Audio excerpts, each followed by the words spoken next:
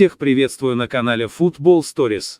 Тренеришка, просто космос. Вильяреал Эмери одним попаданием выбил Баварию из ЧСКА. До этого сезона бывший главный тренер Спартака Унай Эмери никогда не доходил до четвертьфинала Лиги Чемпионов. Хотя участвовал в турнире с достаточно сильными клубами – ПСЖ, Севильей, Валенсией. Теперь же Эмери не только попал со своей командой в топ-8 в Европе, добился космического успеха. Неделю назад Унай сделал широкий шаг к полуфиналу. Его Вильяреал неожиданно переиграл дома Баварию 1-0.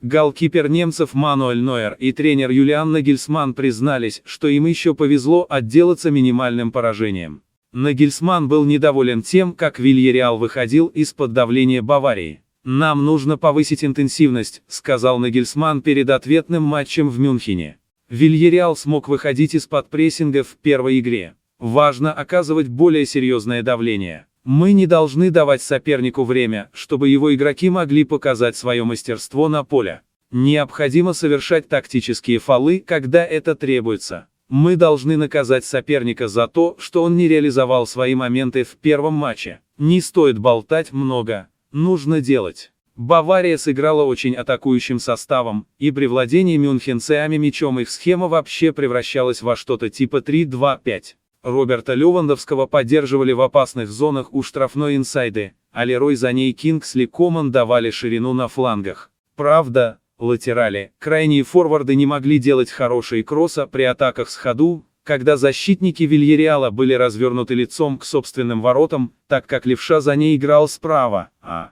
правша Коман слева. Они подрабатывали мяч под удобную ногу, но Нагельсманн, очевидно, и планировал, чтобы эти двое завязывали комбинации с партнерами, и передачи в штрафную шли с углов штрафной. Несколько таких подач получились очень опасными. Давила Бавария явно лучше, чем в Испании, но контрпрессинг у команды Нагельсманна все равно не всегда получался. Все-таки у Вильяреала очень высокий технический уровень игроков и вдобавок отличная подстройка друг под друга. Это уже результат грамотной работы Эмери. Тренеришка давно вырос в большого тренера. Сама желтая субмарина оборонялась, выстраивалась в компактные 4-4-2 и в целом справлялась с передачами между линий на игроков атаки Баварии. Попытками хозяев комбинировать Томас Мюллер лишь 10 раз коснулся мяча за первый тайм. По ситуации пятым в линию обороны гостей садился опорник Этьен Капу. До перерыва Бавария нанесла 8 ударов, однако в створ попала лишь однажды. Вильяреал 2, створ 0.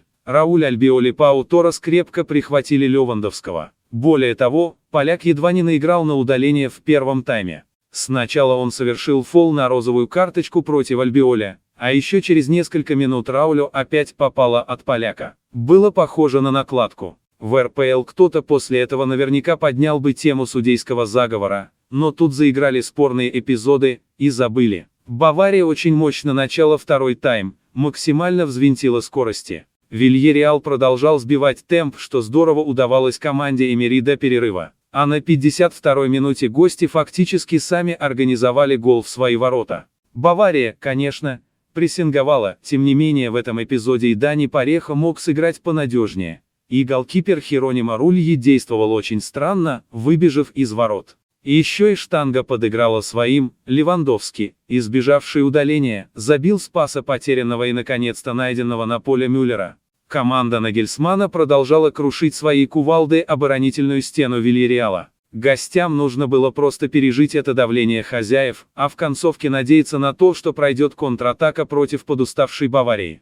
Впрочем, и сами атакующие игроки желтой субмарины передвигались по полю с языком на плече. После переходов мяча не добегали в защите, оставляя свободные зоны. Между тем, судья Славко Винчич мог удалить уже правого защитника Вильяреала Хуана Фойта, которого замучил рывками Коман, но не стал портить спектакль.